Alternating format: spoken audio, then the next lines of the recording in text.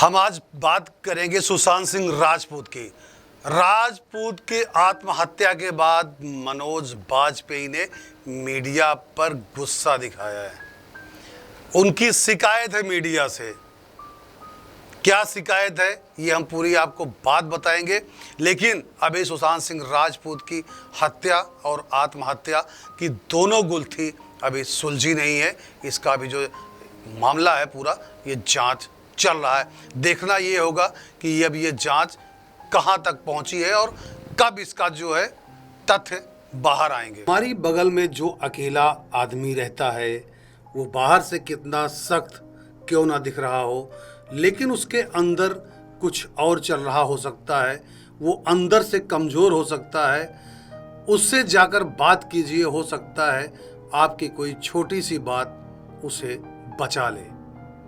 मनोज बाजपेयी जब अपनी फिल्म भोसले के रोल के बारे में बता रहे थे तो लग रहा था कि जैसे पार्क की बेंच पर बैठा आदमी आते जाते हर व्यक्ति की जिंदगी पढ़ना चाह रहा हो, अंदाजा लगाना चाह रहा है कि उसकी कहानी क्या है। भोसले ऐसी ही एक मराठी पुलिस वाले की कहानी है। एक बीमारी की वजह से उसे रिटायरमेंट लेने पर मजबूर कर दिया जाता है।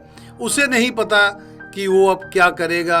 वो अंदर ही अंदर जूझ रहा है अपनी बीमारी से, अकेलेपन से, उन बुरे सपनों से जहां वह बूढ़ा है, लाचार है और कोई उसकी मदद करने को नहीं आता। इस किरदार के बारे में बात करते हुए सुशांत सिंह राजपूत की मौत पर उठ रहे सवालों का जिक्र भी होना ही था। उनकी मौत के बाद लोगों ने उनके अकेलेपन, मानसिक प्रताड़ना और नेपोटिज्म पर कई सवाल खड़े किए, लेकिन जब सुशांत सिंह राजपूत को लेकर सवाल पूछा तो थोड़ा असहज लगे। उनके और उनके प्रोड्यूसर संदीप कपूर के चेहरे पर भाव स्पष्ट थे कि वो इस बारे में बात नहीं करना चाहते। हो सकता है कि बहुत से इंटरव्यू में इन्हीं सवालों से उकता चुके हैं और अब इन सवालों से आगे बढ़ना चाहते हों। मैंने उनसे पूछा कि सुशांत सिंह राजपूत की मौत के बाद सोशल मीडिया पर जिस तरह की प्रतिक्रिया आ रही हैं उसे लेकर वो क्या चाहते हैं। लोग जब गालियां देने लगते हैं तो संवाद के सारे रास्ते बंद कर देते हैं। गालियां देना बंद करिए और सवाल पूछिए। सवाल पूछने से कायदे हैं। जितने सालों में ये गाली गलौज शुरू हुआ है, ट्रेलिंग शुरू हुई है, इससे कुछ बदला नहीं है।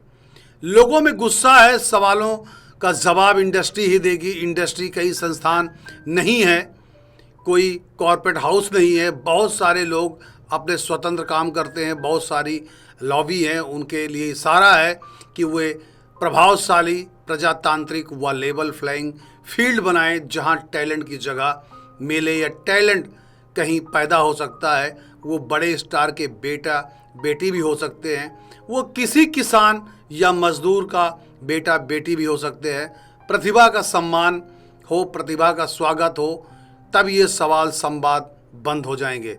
इंडस्ट्री में लोगों को अपने लेवल पर कोशिश करनी चाहिए, वरना ये सवाल बार बार उठते रहेंगे।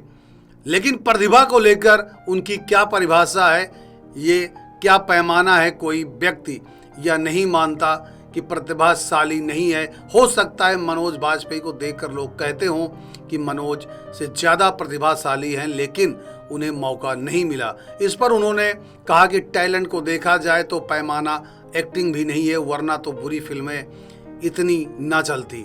पैमाना नहीं होता तो फिर लोगों ने मुझे या मेरे जैसे और एक्टर्स को धीरे धीरे क्यों सराहा, क्यों हमारे काम को सम्मान दिया?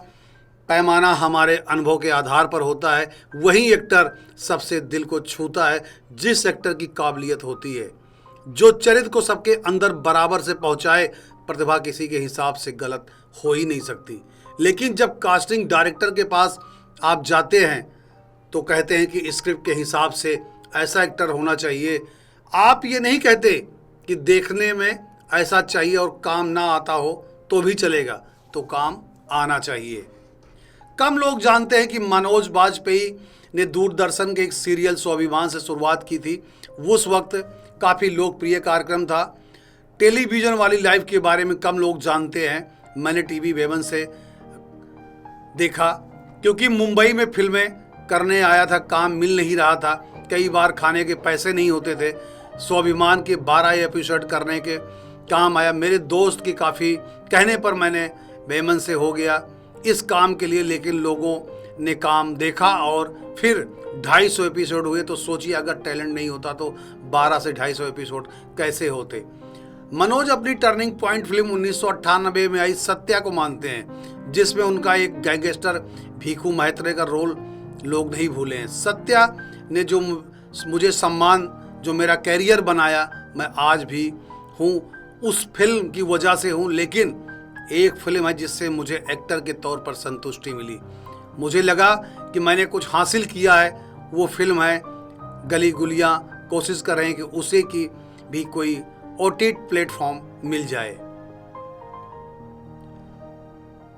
मनोज बाजपेयी ऐसे एक्टर है जिन्होंने बहुत अलग अलग किरदारों में खुद भी आजमाया है, चाहे वो अलीगढ़ हो, शोल हो, गैंग्स ऑफ वासेपुर हो या स्पेशल 26। हर किरदार में घुसने की एक प्रकृतियाँ होगी और कहीं ना कहीं वो ज़रूर इंसान के तौर पर भी एक्टर को बदलता होगा। मनोज इस बात को मानते हैं। फिल्म हमें बदलती है, महीनों तक एक रोल को आत्मसात करके चलते हैं, फिर वही आपकी पहचान बन जाती है। उसका कोई हिस्सा छूट जाता है तो आपको शायद इसलिए एक्टर मूडी भी होते हैं। जाते जाते आखिर सवाल उनसे पूछा गया कि मीडिया से उनकी क्या शिकायत है, तो उनके छोटे से वाक में जवाब में बहुत कुछ कह दिया। मेरी शिकायत कुछ नहीं है, मैं सिर्फ एक ऑब्जर्वर हूँ। इतना ही कहूँगा कि पहले बहुत खबरें देखता था, दिन की शुरुआत ऐसे ही होती थी, अब उसके बिना जी लेता हूँ। बस इसमें आप समझ लीजिए कि मैं क्या कहना चाहता हूँ।